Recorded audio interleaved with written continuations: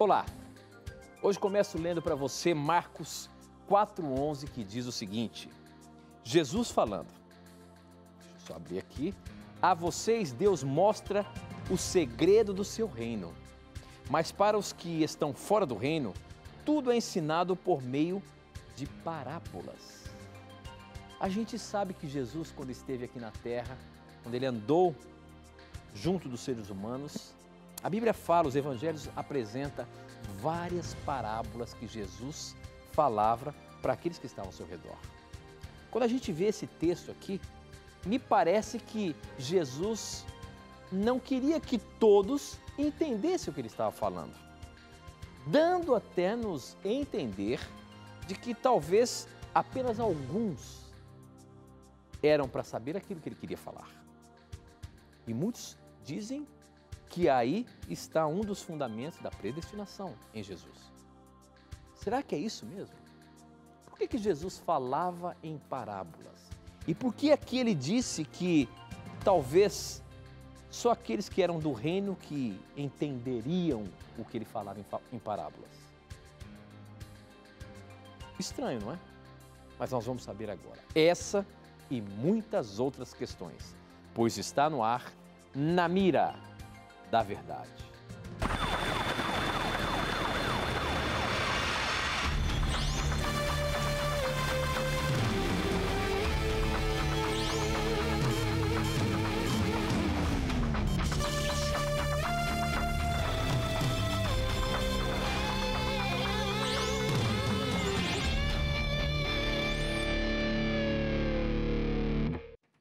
Olá, seja muito bem-vindo. Estamos aqui ao vivo pela TV Novo Tempo, começando mais um Na Mira da Verdade. E a partir de agora, já nos conectamos com o Brasil e o mundo através das ondas do rádio, da internet e da TV Novo Tempo espalhada pelo nosso país. Onde quer que você esteja, estamos começando, já estamos entrando aí na sua casa, com licença, dá um lugarzinho. Vamos juntos estudar a Palavra de Deus. E é muito bom ter você aqui fazendo esse programa acontecer. Afinal de contas, as suas dúvidas, as suas perguntas, os seus questionamentos é que fazem o nosso programa acontecer. E por que está na mira?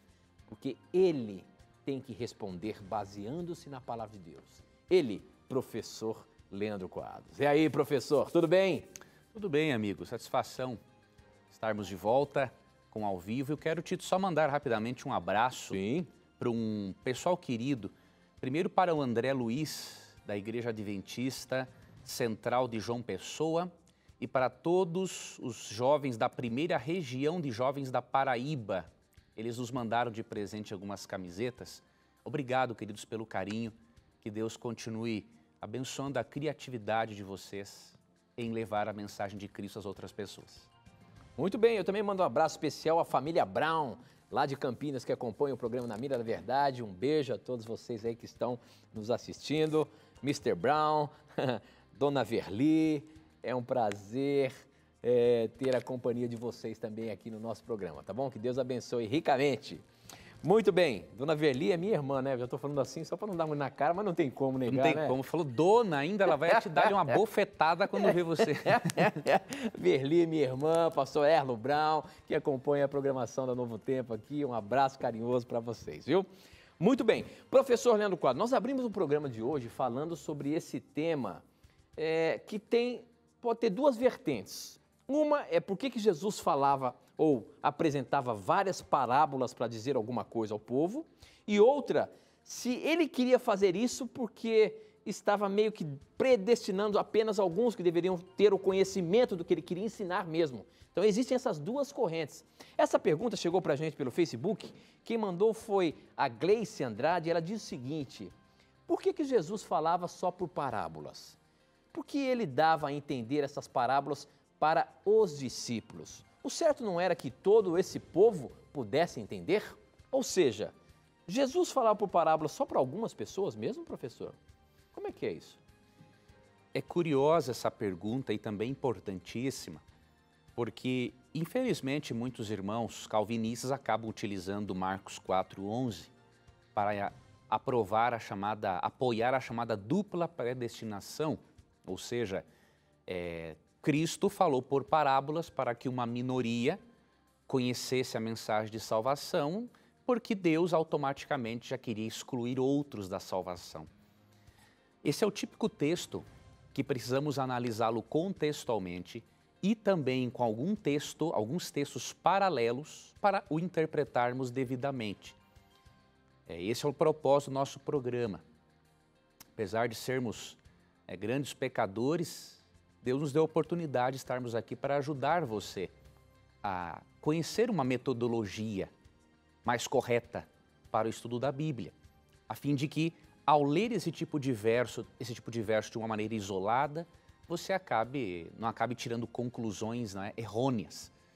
Por exemplo, no verso 11 é dito: a vocês foi dado o mistério do reino de Deus, mas os que estão fora, tudo é dito por parábolas, a fim de que, ainda que vejam, não percebam, ainda que ouçam, não entendam, de modo poderiam converter-se e ser perdoados. Agora, por que para outros que recebiam estas parábolas não era entendível a mensagem? Será que era proposital Cristo fazer isso para excluí-los da salvação? Não é assim. Temos primeiramente que lembrar que aqui Marcos está citando um texto de Isaías capítulo 6, versos 9 e 10. E Mateus, em Mateus 13, verso 15, também cita este texto de Isaías 6, 9 e 10.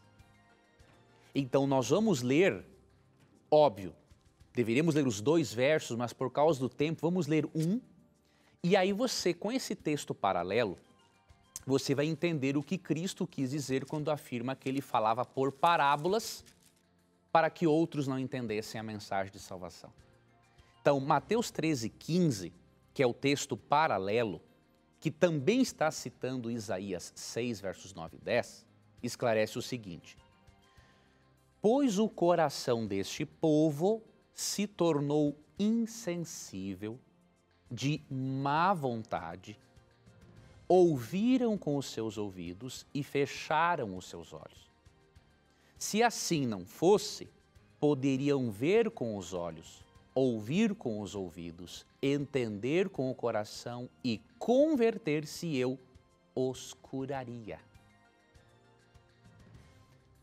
Juntando Marcos 4, 11 e 12 com Mateus 13, 15, que cita também Isaías 6, 9 e 10, percebemos que o problema não está no recurso didático de Cristo e nem mesmo na intenção dele em usá-lo.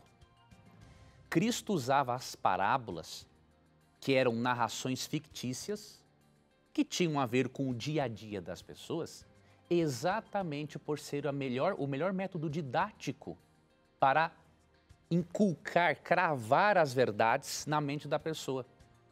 Agora, por que ele contava parábolas para alguns não serem salvos? O problema não era a parábola e nem era a intenção dele que as pessoas não fossem salvas. Como o coração das pessoas já estava insensível, de acordo com Mateus 13, 15, como essas pessoas já tinham fechado os olhos para a verdade, é óbvio que a parábola, ao invés de ajudar, atrapalhava mais ainda. Não que Cristo contava as coisas de forma misteriosa para que apenas alguns entendessem e fossem salvos. Não. O recurso didático beneficiava a todos. Era para beneficiar a todos. Não beneficiava a todos porque outros já tinham se tornado insensíveis, de acordo com Mateus 13, 15, já tinham fechado os ouvidos, não é? E os olhos para o entendimento. Então, por isso que é importante analisarmos esse texto paralelo. E um outro detalhe importante, mesmo que a pessoa estivesse endurecida e a princípio não entendesse a parábola, se olharmos no próprio contexto de Marcos, no capítulo 4, nos versos 33 e 40, percebemos o seguinte, que se a pessoa tivesse a disposição de saber a explicação do que Cristo havia dito, caso ela não tivesse entendido, Cristo explicaria para ela. Então vou ler para você aqui o que está em Marcos 4, 33 e 34. Com muitas parábolas semelhantes, Jesus lhes anunciava a palavra, tanto quanto podiam receber. Veja, ele respeitava a capacidade, os limites da pessoa, os limites de aprendizagem, né? Não lhes dizia nada sem usar alguma parábola. Quando, porém, estava a sós com seus discípulos, explicava-lhes tudo. Então, se a pessoa quisesse, de forma particular, entender algo a mais que não havia entendido, Cristo fazia questão de explicar. Então, definitivamente, não tem como utilizar um texto desses para apoiar a dupla predestinação. O objetivo de Cristo era, por meio das parábolas, usar este recurso didático para alcançar as pessoas. Quando não alcançava, o problema não era a parábola, era o coração da pessoa que já estava endurecido, de acordo com o texto paralelo de Mateus 13, verso 15. Ok, professor, muito bem, o programa está apenas começando, você tem várias formas de participar. Para você mandar a sua pergunta para a gente, você que está aí chegando agora, sintonizando a Novo Tempo, de repente é a primeira vez que você está nos assistindo aqui, este é um programa diferente. Na Mira da Verdade, por quê? Porque se você tem alguma dúvida aí, se você tem alguma pergunta, algum questionamento na sua mente, e você quiser mandar para a gente, ela será respondida ao vivo aqui, ó, baseando-se na Palavra de Deus. Não é a opinião desse canal, TV Novo Tempo, não é a opinião da igreja que mantém esse canal, a Igreja Adventista do Sétimo Dia, não é a opinião do professor Leandro Quadros, mas o que a Bíblia tem para nos mostrar. Então não tenha preconceitos, pergunte o que você quiser. E você tem várias formas de participar. Você vai ver aí no seu televisor agora, você pode mandar a sua pergunta por SMS. O número é 12 98151 0101. Anote aí, 12 98151 0101, você manda, eu recebo aqui na hora. Pelas redes sociais, Facebook, namiradaverdade.nt, Twitter, @namiradaverdade, e você tem ainda o nosso blog, novotempo.com/namiradaverdade. Você pode entrar lá no nosso blog que você vai ter a chance de mandar a sua pergunta e a gente responder aqui na hora. Então participe, tem várias formas. Mande a sua pergunta para a gente e vamos colocá-la na mira, como essa que chegou aqui no SMS. Quem mandou foi a Alessandra Santos, ela é de Alagoas e ela pergunta o seguinte, professor. Afinal de contas, quem conseguiu entrar em Canaã? Amo o programa, que Deus os aumente a sabedoria. Tito e Leandro. Obrigado, Alessandra, você que mandou a sua pergunta para a gente. A gente sabe que o povo de Deus ficou por 40 anos ali no deserto. Agora, todos esses que saíram do Egito entraram ou apenas uma outra geração entrou na Canaã, ou seja, na terra prometida que Deus havia apresentado? Boa pergunta, Tito. A resposta está aqui, óbvio, tem outros textos, não é? Mas você pode ler Números 13, né, 14, que você vai ter aqui a resposta a essa questão. Eu vou ler apenas aqui o verso 26 em diante do capítulo 14, tá? Que diz assim: o Senhor falou a Moisés e a Arão dizendo: até quando me importunará esta comunidade malvada que não cessa de protestar contra mim? Ouvi muito bem os protestos que os filhos de Israel não cessam de proferir contra mim. Dize-lhes, pois, certo como eu vivo, oráculo do Senhor, juro que vos tratarei de acordo com o que vos ouvi dizer. É neste deserto que tombarão vossos cadáveres, vós todos que fostes recenseados a partir da idade de 20 anos, todos vós que protestastes contra mim. Eu juro, não entrareis na terra em que fiz juramento de vos estabelecer, a não ser Calebe, Josué, filho de Num. Quanto a vossos filhos, dos quais dissestes que seriam capturados, eu os guiarei para lá. Conhecerão a terra que vós não quisestes. Quanto a vós, os vossos cadáveres tombarão neste deserto. Então, da primeira geração de israelitas, somente Calebe e Josué entraram. O restante foram os filhos, a outra geração daquele povo rebelde. Se você ler aqui no capítulo 14, eles eram tão rebeldes que eles quiseram até apedrejar Moisés e Arão por duvidarem que Deus estava guiando-os. Então foi um povo muito mau Então toda a primeira geração ficou fora, com exceção de Caleb e Josué, a segunda geração em diante entrou na Terra Prometida. Quer dizer que só uma outra geração de tão ímpios que era, professor. Exato. Mas era o povo de Deus, né? Acontece que eles estavam completamente fora da vida cristã, não é isso? Da vida do temor a Deus. Estavam, tiveram tantas oportunidades, tantos sinais, né? Então, quando eles chegaram no limite de blasfemar de Deus diretamente, diziam que o alimento que Deus mandava para eles do céu era coisa ridícula, entendeu? Quiseram apedrejar Moisés, então Deus puniu eles mesmo e eles disseram assim, nós vamos morrer nesse deserto. Deus falou, não, já que vocês pensam assim, os filhos de vocês vão ver, agora vocês não vão ver. Agora, não dá para a gente saber se porventura esse povo não foi fadado à perdição, não, né, professor? Não, no processo, com certeza, o Espírito Santo tocando o coração deles, e eles muitos se arrependeram, né? Agora, mesmo que se arrependa e Deus perdoe e a salvação eterna esteja garantida, Deus não priva o pecador das consequências, né? Então, por isso, por exemplo... Assim como Moisés também não entrou, né? Exatamente. Exatamente isso. Ok, muito bem. Bom, participe aí. Bom, no último programa, ao vivo, nós deixamos uma pergunta aqui em aberto. Quem mandou essa pergunta foi a Mônica, ela é da Assembleia de Deus, ela mandou pelo Facebook, e a pergunta dela estava baseada em Deuteronômio 22:5, falando sobre as vestimentas de homem e mulher. Afinal de contas, hoje dizem que as mulheres vestem roupas de homem, o homem veste roupa de mulher. Afinal, professor, o que a gente pode dizer aí sobre Deuteronômio 22:5? Deixa eu ver se eu entro aqui na Bíblia para a gente ver o que o texto está falando para a gente, professor. Se você tiver aí, pode ler. Então eu vou ler, diz assim, a mulher não usará roupas de homem e o homem não usará roupas de mulher, pois o Senhor, o seu Deus, tem aversão por todo aquele que assim procede. Na linguagem de hoje está dito assim, as mulheres não podem usar roupa de homem, nem os homens usar roupa de mulher. O Senhor, nosso Deus, detesta as pessoas que fazem isso. Então aqui realmente mostra a aversão de Deus para uma prática. Agora, muitos cristãos acabam pensando o seguinte, bom, esse texto então está ensinando que a mulher não pode usar uma calça comprida porque é roupa de homem.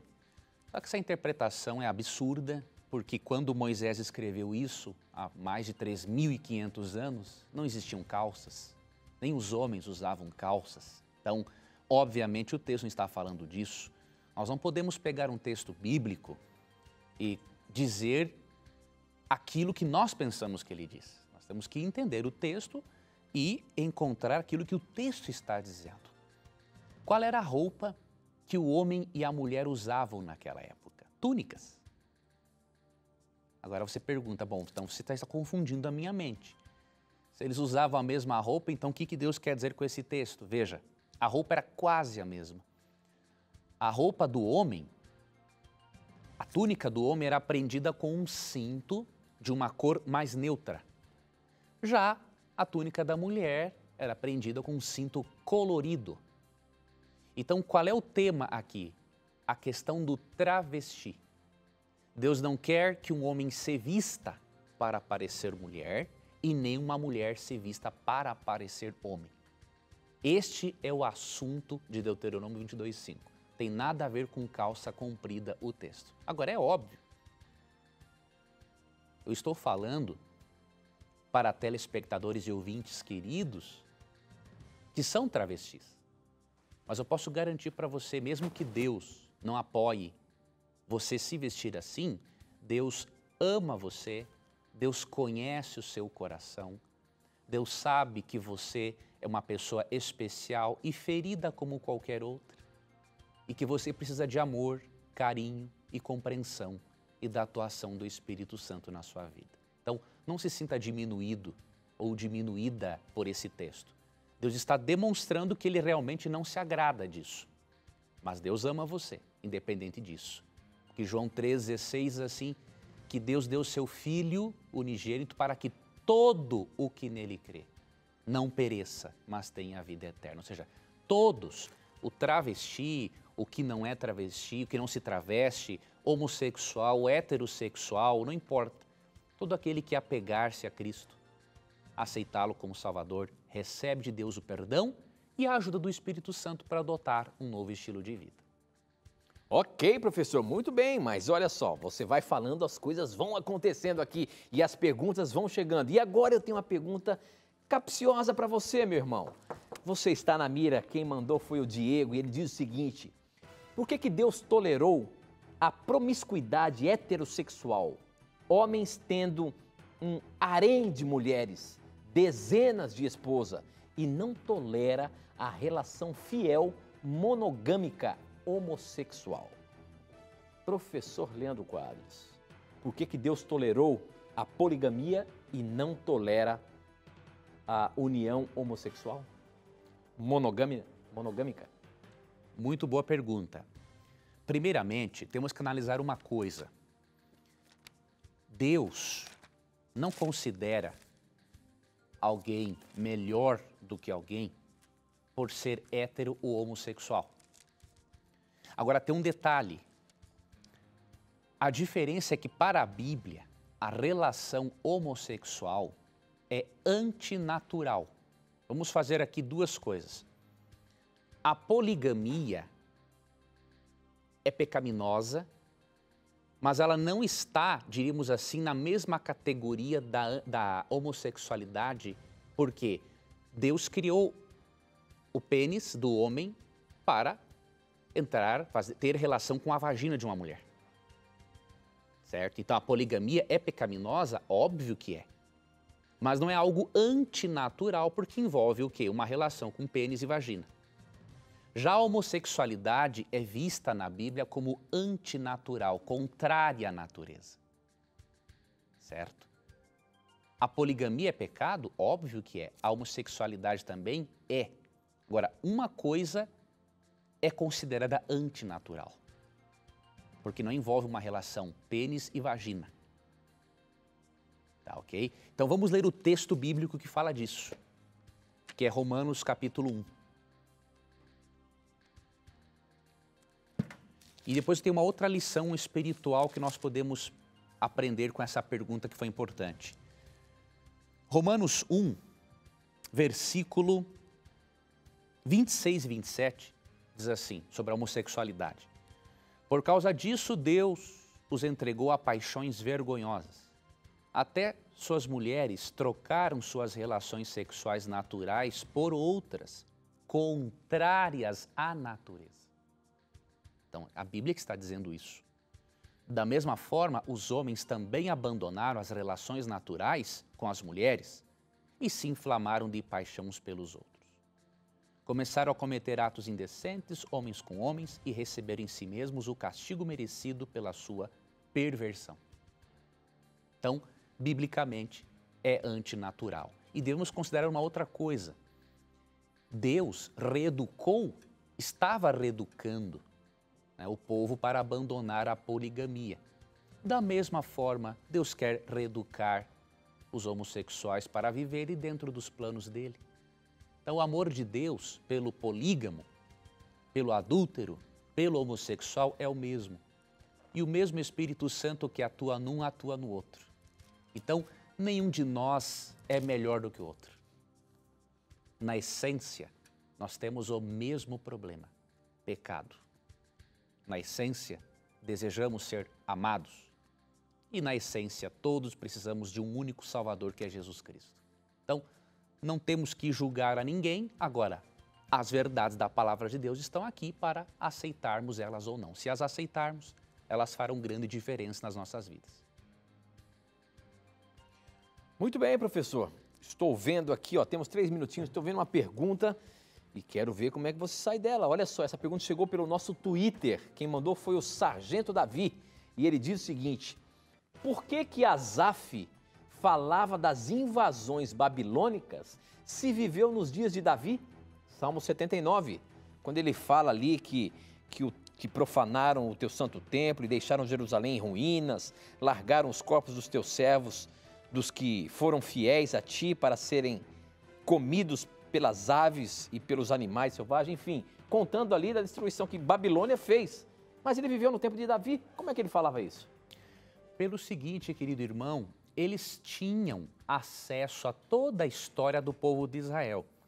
você perceber, por exemplo, nos Salmos, Davi descreve muito da história do povo de Israel, uma história que é bem anterior a ele. Não é?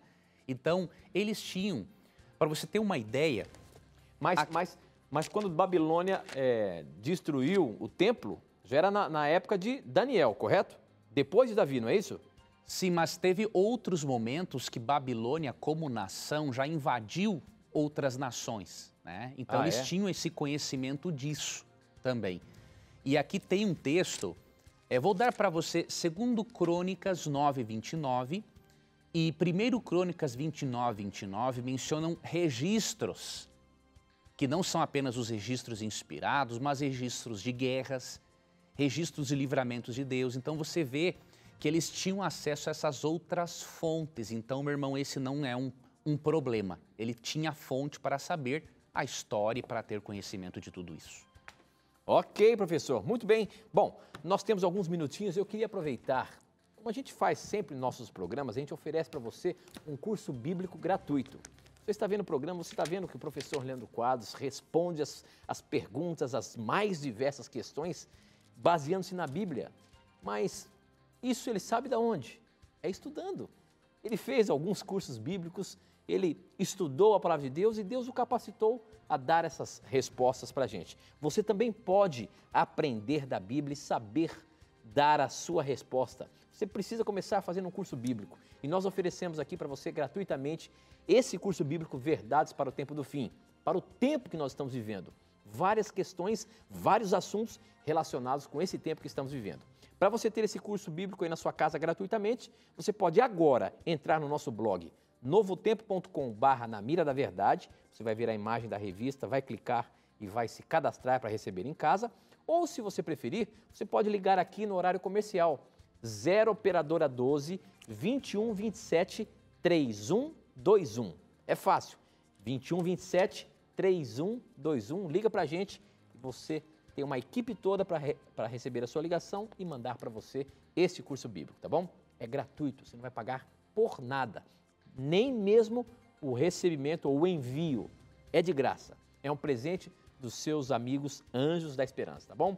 Peça agora mesmo. Não sai daí não, a gente vai para o intervalo, mas a gente volta já já.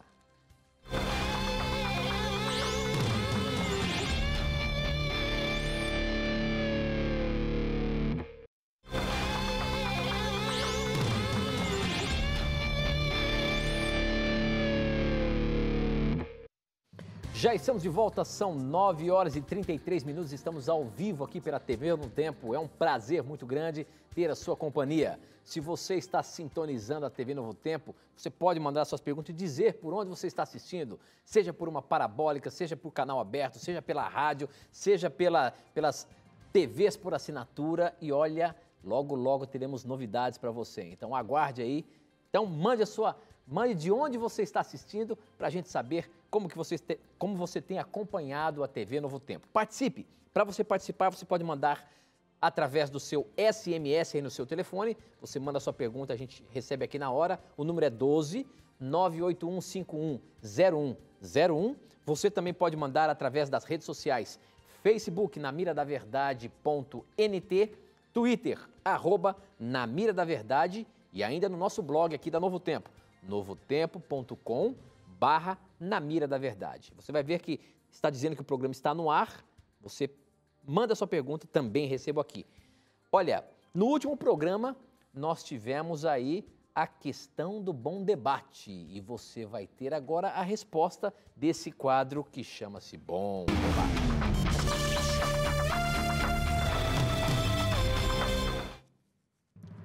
Bom, no nosso último programa em que lançamos o Bom Debate, a pergunta foi a seguinte, ó. Se Pedro é a pedra ou fundamento do cristianismo, por que ele mesmo não assumiu essa posição em 1 Pedro 2, 5-8? Na verdade, nós lançamos esta pergunta para levar nossos queridos irmãos católicos a refletirem, né, na crença de que realmente Pedro não é o fundamento da igreja. O próprio Pedro, em 1 Pedro 2, 5-8, ao citar Isaías 28:16, ele diz que Cristo é a pedra angular. Eu gostei obviamente, das respostas que me foram enviadas e eu gostei especialmente de duas. Primeiro, a resposta do nosso irmão Renato Oliveira Silva, da Igreja Assembleia de Deus em Missões. Ele deu aqui uma explicação muito boa, né? E eu vou destacar um parágrafo apenas do e-mail dele, que foi assim, ó. Pedro não assumiu a posição de fundamento da igreja porque a pedra na qual o fundamento é firme e sólido e na qual jamais as portas do inferno prevaleceriam sobre ela é Jesus. E ele tem toda a razão, esse querido irmão da Igreja Assembleia de Deus, porque se Pedro é o fundamento, obviamente que as portas do inferno prevaleceriam sobre ele e até prevaleceram porque um pouquinho depois ele traiu a Jesus. Então é óbvio que o fundamento da igreja, para que as portas do inferno não prevaleçam sobre ela, tem que ser Cristo. Obviamente que Cristo, ao falar de Pedro em Mateus 16, ele estava elogiando a fé de Pedro.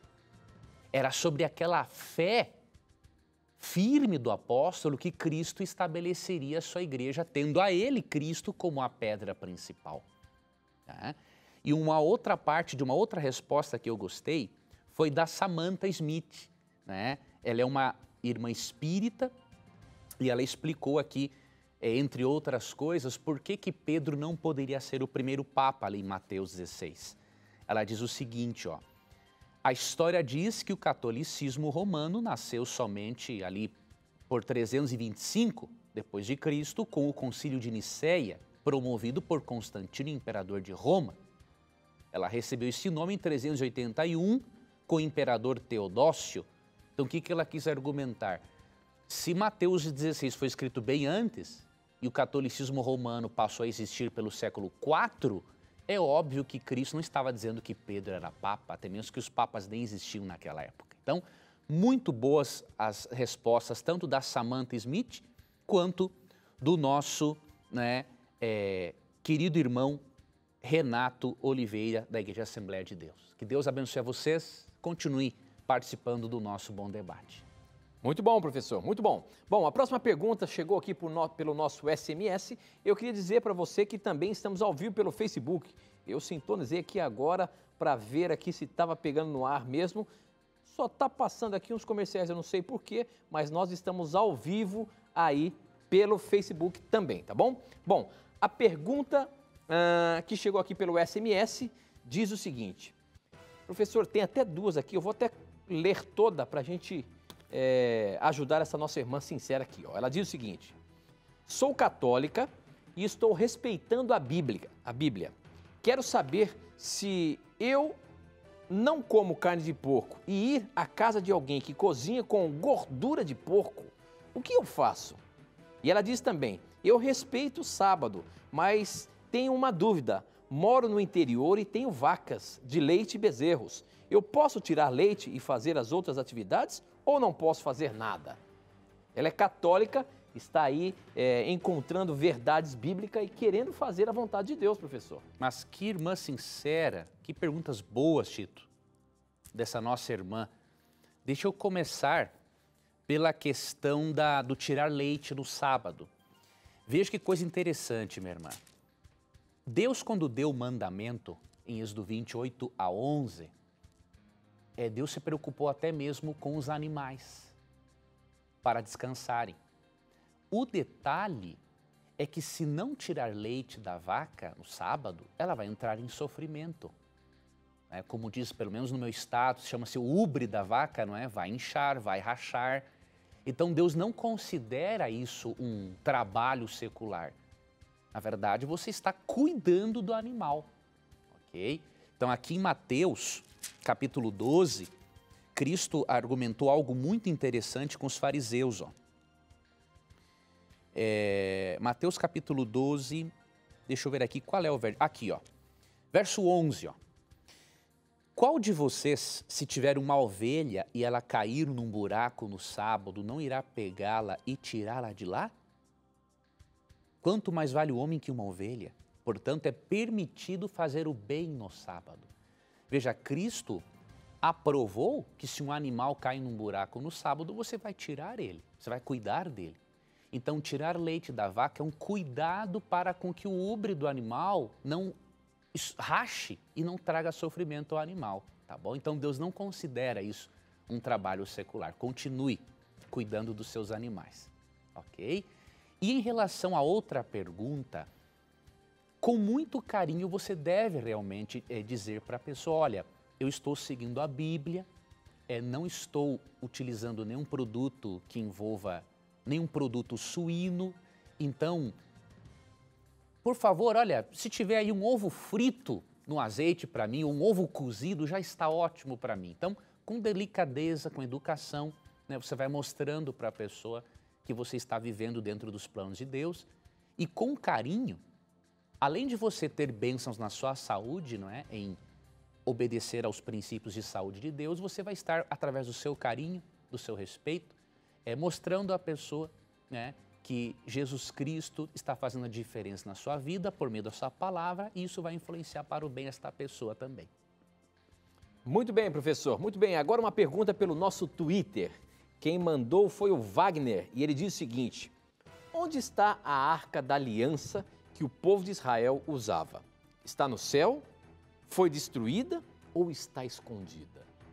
A Arca da Aliança teve algum fim, professor? Existe só uma tradição, né, judaica de que Jeremias possivelmente tivesse escondido a arca, mas nós não temos uma resposta para essa pergunta. A única resposta é de Deuteronômio 29, 29, né? Diz ali, as coisas encobertas pertencem ao Senhor. Agora, quando João, o apóstolo João, teve a visão do Apocalipse, em Apocalipse 11, 19, João viu a Arca da Aliança Celestial no santuário celestial. Esse é um texto importante, meu irmão evangélico, meu irmão católico. Por quê? Deixa eu analisar uma coisa com você. Se em Apocalipse 11, 19, João viu a Arca da Aliança, e se de acordo com Êxodo 25, 8 e 9, o santuário terrestre era uma cópia do original celestial, o que isso nos ensina?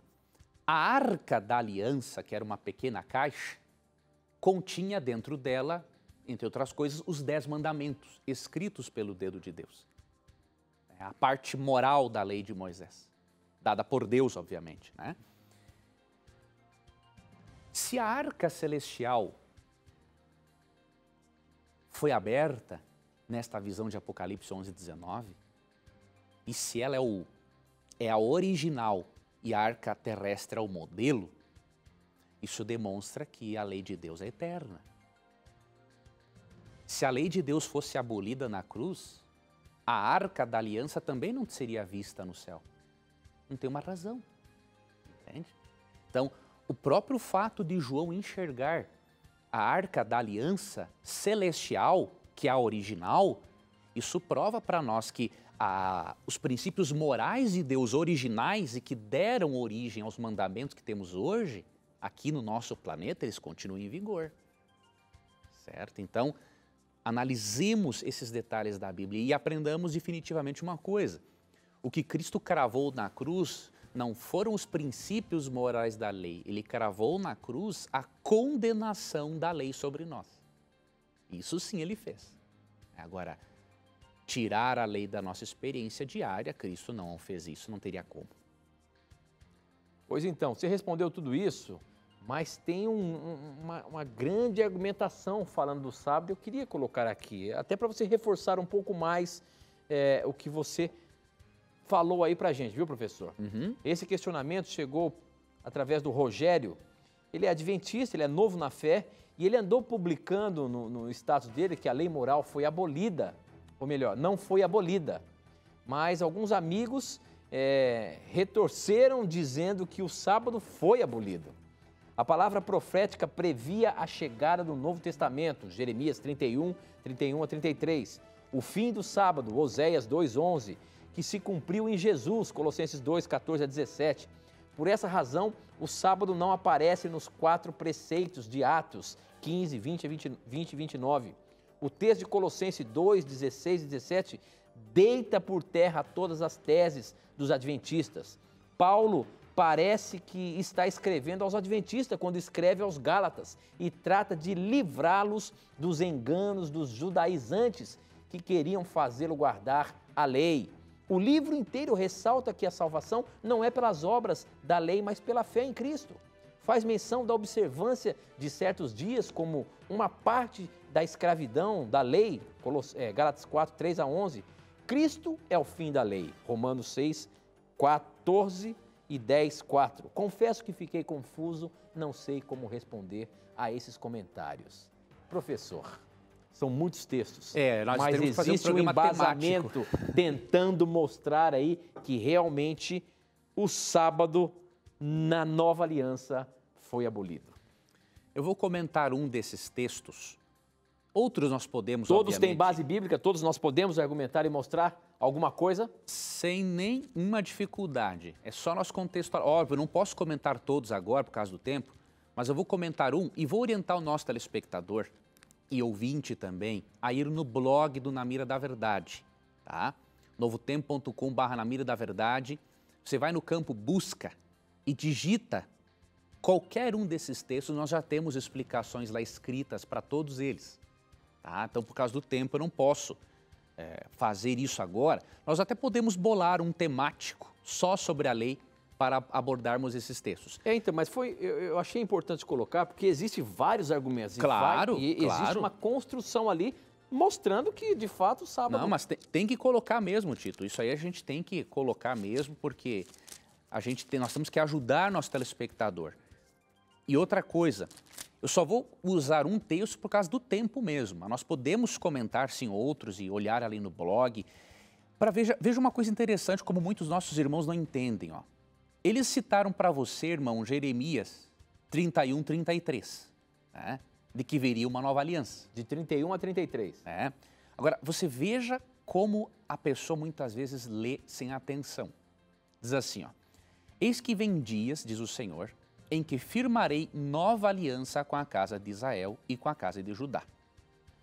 Não conforme a aliança que fiz com seus pais no dia em que os tomei pela mão para tirar da terra do Egito. Porque eles anularam a minha aliança, não obstante eu os haver desposado, diz o Senhor. Bom, primeiro ponto, uma nova aliança teria um novo acordo? Sim. Verso 33.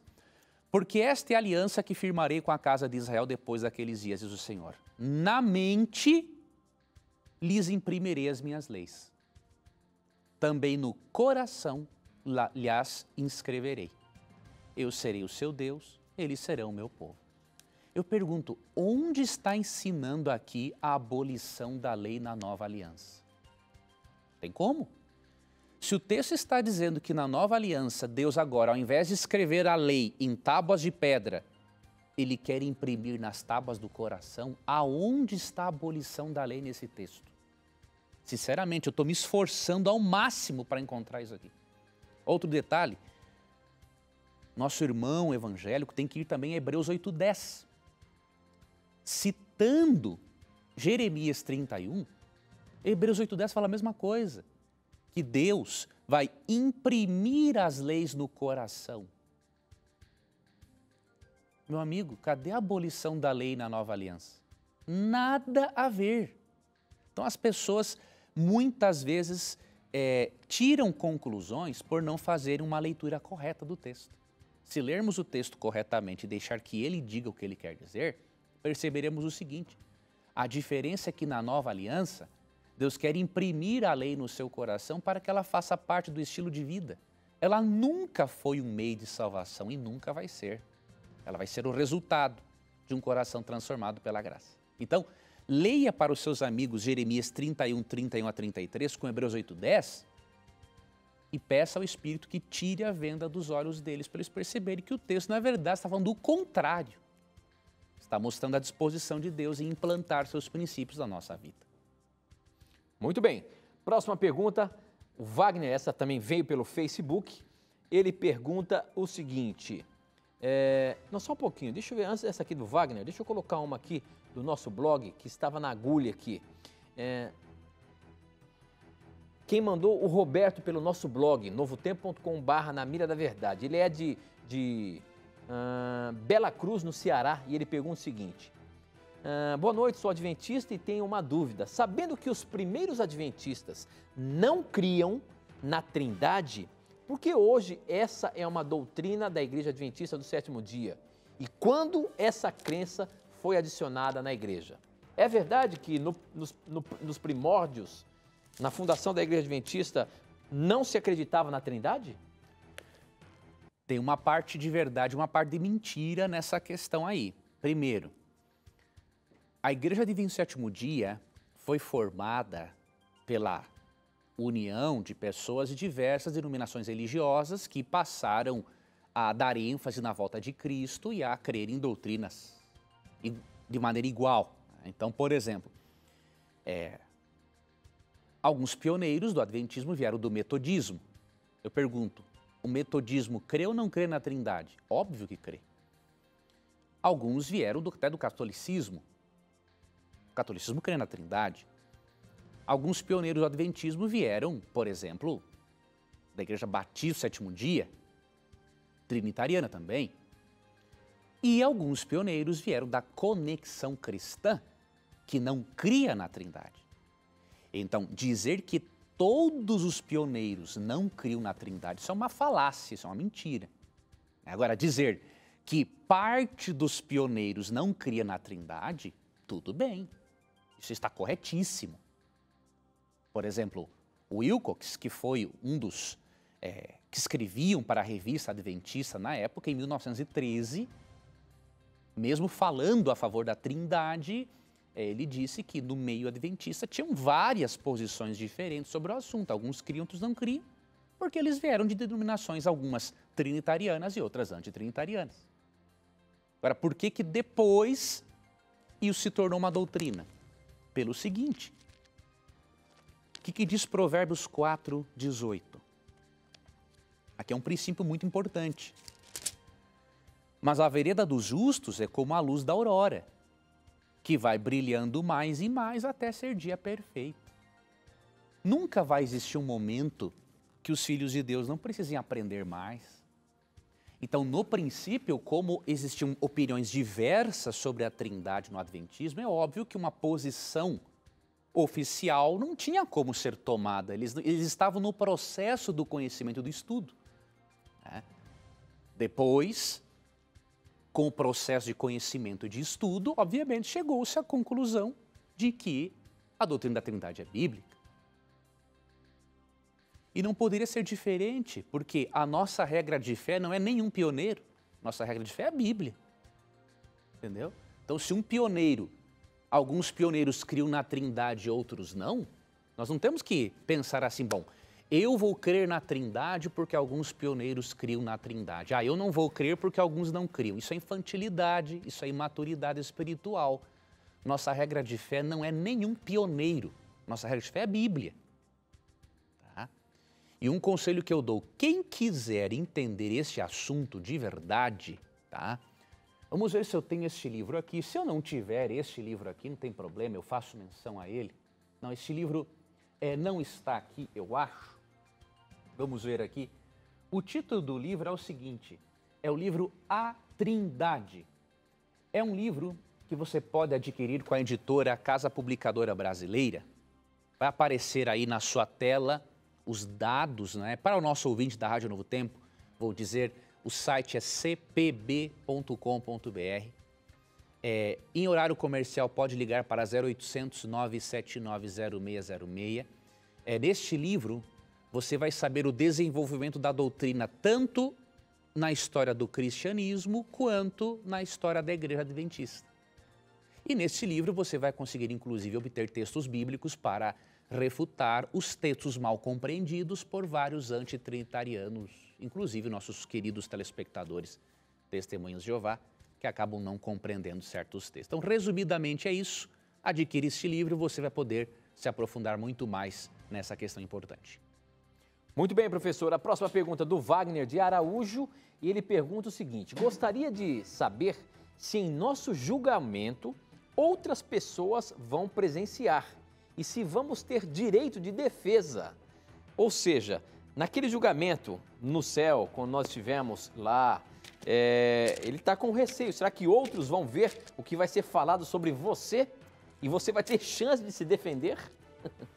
Na verdade, querido telespectador, nós não teremos nenhum defensor no julgamento a não ser Cristo. 1 João 2, 1 e 2 diz que Ele é o nosso advogado, Ele é o nosso intercessor. Agora, na verdade, resumidamente, vou lhe explicar esse assunto da seguinte forma. O juízo de Deus ele tem 3 fases, certo? A primeira fase, ela vai ocorrer antes da volta de Cristo, óbvio. Por quê? Quando Cristo voltar, Cristo diz em Mateus 16, 27, em Apocalipse 22, 12, que Ele vem dar a cada um segundo as suas obras. E em João 5, 28, diz que Ele vem para também dar a ressurreição da vida para alguns. Então, o que isso significa?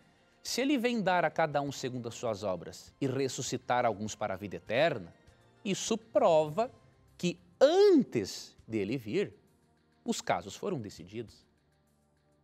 Essa primeira fase do juízo ocorre, obviamente, no céu e nenhum ser humano estará presente em pessoa. Somente os anjos, avaliando a vida dos seres humanos, né, com base nos registros celestiais. Isso está em Daniel 7, 9 e 10, que diz: enquanto eu olhava, tronos foram colocados e um ancião se assentou. Sua veste era branca como a neve, o cabelo era branco como a lã, seu trono era envolto em fogo e as rodas do trono estavam em chamas. De diante dele saía um rio de fogo, milhares de milhares o serviam, milhões de milhões estavam diante dele. O tribunal iniciou o julgamento e os livros foram abertos.